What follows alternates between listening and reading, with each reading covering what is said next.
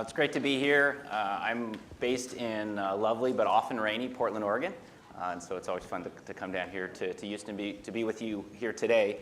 What I will be talking to is HPC, analytics, and AI, and the convergence that Intel is seeing, and as we work with our customers, what experiences are we having? We'll cite some customer examples, and then we'll roll that into to exascale. So when it comes to the HPC market, I think all of us have been probably personally affected in a positive way by what's happening in HPC, maybe the field of medicine or of energy or of weather and finances and so forth. What I wanted to show you here was just some indicators of the HPC market. And what you see on the far left is sort of the classic simulation and modeling and the growth, 7% roughly year over year, 7% CAGR over the coming years. But when we look at some of the key data workloads, that there's growth in double digits, right? So high performance data analytics, AI, especially as deep learning looks to be more and more adopted over the coming years.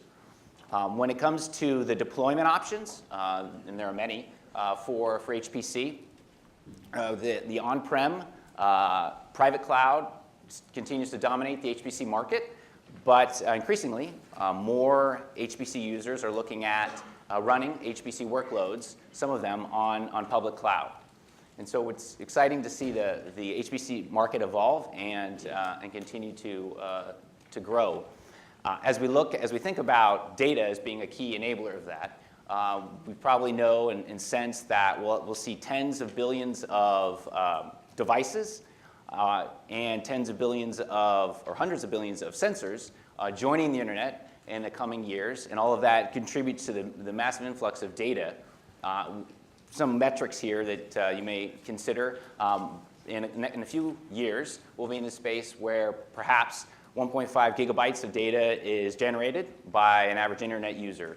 4 to 5 terabytes of data is being generated by an autonomous vehicle or a connected airplane, or 1 petabyte of data being generated by a smart connected factory. So you can think of other kinds of statistics like that, but fundamentally it all has to come together for businesses to be able to real-time analyze and interpret the data, to have insights into, in the business sense, where's the market going? Or for operationally, where can I improve my efficiencies? Or security, certainly a big one, as to where are the vulnerabilities, where are the risks? And all of that is important as we think about data. What's the insights across the board? And so one way of looking about the advance in data analytics, as we look at the bottom left, some of the activities that we have been experiencing, right, is descriptive analytics, diagnostic analytics, getting a sense of what happened and why it happened. As we move forward, and certainly look to the upper right, we're in the space where what is the predictive insights that we're getting, right? What's the foresight of what can happen and when, and what are the optimal pathways for a business to work through? As we think about cognitive analytics, the exciting space where artificial intelligence as well as big data analytics coming together to automate business functions and decisions. And so it's all, in a sense, moving forward as we think about these two trends stepping into the place of convergence. The convergence where businesses don't want to replicate their infrastructure. They don't want to move data around. They don't want to have multiple islands of knowledge and people. And so as we think about these particular 3 areas, certainly various characteristics of them and how that all comes together in an HPC infrastructure. On the left, certainly physics-based modeling. We think of numerically intensive and highly compute-driven. When we think of the center, data-intensive, of course, right? Real-time analytics through things like Spark or batch analytics like with Hadoop, all sort of with data that's been warehoused. As we think about artificial intelligence, right? Finding correlations in patterns, training models. They could be CNN, RNN, LSTM models that you would be able to train to be able to classify existing data and, of course, infer new data. And so when we think about what is required and various categories of activities that we need to think about for that convergence, we have sort of three pillars here. On the far left, it's the idea of structured, semi-structured, unstructured data coming together as one data lake. The ability to improve your throughput and lower your latency such that you're able to access the data, of course, quickly. And then just fundamentally thinking about how to reduce the movement of the data, for example, between a Hadoop distributed file system and a Lustre file system. As we think about workloads and the ideal of having one infrastructure to run all of the work, it's really the convergence of the workloads. So we can think about simulation being able to label unlabeled data, or thinking about simulation being able to learn what the different potential outcomes could be and be able to determine what the preferred outcome is. Certainly in situations of autonomous driving where you might be a crisis situation, there's no good outcome. Simulation can help us to understand what's the preferred outcome.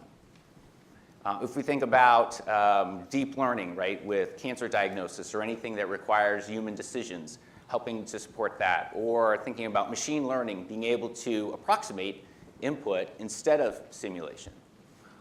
When it comes to platform hardware and software on the far right, there's, of course, things like framework interoperability, thinking about is it cloud or data center, is it bare metal, virtualized or containerized. One of the things that's really important is scalability, so that if I'm going to train a model and I want to run it on my existing infrastructure across many nodes that I have in my data center, I'm going to do that, right, to decrease my time to train. So scalability is usually important. That seems a lot like running a simulation job across many servers in that same infrastructure. In many cases, of course, that would be MPI clusters. But the idea is that using that same infrastructure, scalability is key. One example of convergence that I'll cite here is the Bridges system at Pittsburgh Supercomputing Center. That was introduced 2 years ago and has Xeon nodes, lots of them. It's an OmniPath-based architecture. And it was designed with the forethought of how do I have the convergence of HPC, big data, and analytics. So supporting very large memory nodes where one can run in-memory database computing, certainly supporting things like Python, Spark, Hadoop, and so forth. Thinking and keeping in mind, right, that the support for that for the users there is not just traditional HPC users, but emerging research in non-traditional HPC fields, perhaps economics or linguistics or anthropology. So all of that's part of this example that I wanted to show you of a supercomputer system that was introduced 2 years ago. So when it comes to the deep learning specifically, what I want to show you here is two interesting charts. On the left is a TAC Stampede supercomputer that is based on Xeon Phi, and the one on the right is Barcelona supercomputer that was based on Xeon nodes. And in both cases, you see these supercomputers running at very high levels of efficiency, scaling out to 256 nodes. And in this case, it's a deep learning CNN image recognition code. And what's not seen here is in the Barcelona case, decreasing the time to train to 2 hours by scaling across the existing infrastructure. What's not also shown here is that when that was doubled to 512, they reduced the time to train to about an hour. All of this with convergence at best-of-class accuracy. So when you think about these kinds of supercomputers and the opportunity to run, of course, classic simulation work, that scalability, that commonality of the infrastructure to be able to do deep learning, in this case CNN code, is extremely valuable. Let me show this slide here to talk about deep learning and give us a little bit of a different perspective, perhaps.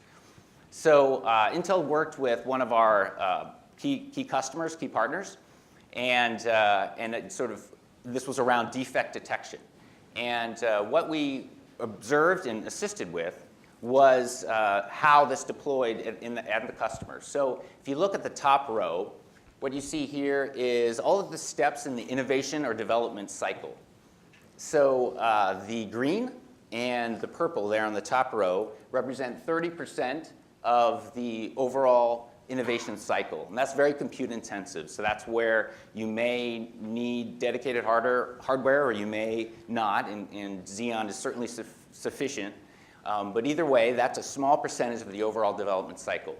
A heavy percentage of that is just labor intensive. So it's loading data, augmenting it, transposing it, preparing it to be trained. And then you see some of the post-training steps there on the right. So all of that is a small percentage of the overall time to solution. You can see that in the second row, which is all the sourcing the data, preparing the data, if you will, before it goes into that development cycle, and then the inferencing, the classifying of the data, and then to continue on that second row, it's deployment of that for the different lines of business. So the time to solution there, of course, then is a smaller piece of the overall production deployment. So as we think about sort of the end-to-end need here to be able to pursue deep learning and train models, there is certainly a sense that the whole totality of it needs to be considered, and what's the architecture, how does that converge with running other workloads, all of that is part of the consideration. There was an interesting survey that came out last year, I think Forrester, cited that 58% of business and technical professionals were researching AI, but only 12% had actually were deploying and working on AI systems. So there's certainly when all the factors are considered, there is an opportunity and there is an effort that we all need to be involved in to close that gap so that we can see deep learning deployed. Okay, so what I wanted to touch on here was just as we think about the convergence and what the architecture needs to look like to address both simulation and modeling, high-performance data analytics, and AI, how does that move us forward to exascale? And certainly there's a lot of technical challenges. These are different challenges that Paul Messina cited in last year in one of his talks. I'll just touch on one or 2 points from our perspective. From the memory standpoint, for example, as we think about delivering real-world application performance, right? It's having balanced computing, feeding the compute with the right memory hierarchy. And there are certainly technologies today, high bandwidth memory, Intel persistent memory, that can play into the kinds of performance that are needed to address the memory hierarchy. But it's definitely not going to be one solution fits all for all users. And this certainly a combined effort to address the memory wall. When it comes to software, there are certainly exascale systems need to work with legacy systems so that existing users can see immediate benefits with their code without pursuing new programming models, and the need to ensure that they can have a start by leveraging well-known, well-supported, open-sourced software. So that all certainly has to, I think, be concurrent with the idea that as we move forward and look at new hardware technologies, there will be new software techniques to be able would need to be co-designed to be able to take maximum advantage of the kind of computing that exascale can deliver.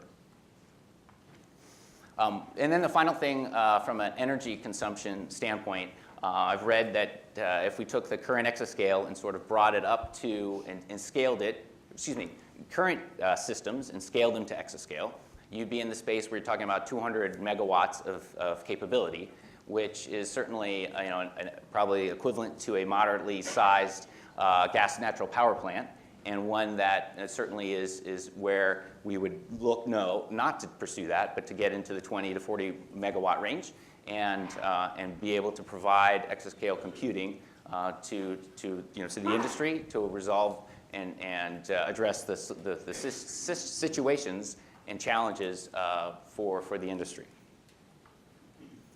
Okay, and then the final slide I have today is just to address, as we think about moving forward from an Intel perspective, certainly looking at hastening the pace of innovations across the different areas, looking at increasing the cadence of new products and capabilities. Talked about real-world application performance, right? So it's not just delivering peak, but it's delivering to the application by balanced computing, thinking about compute, network, storage, and so forth.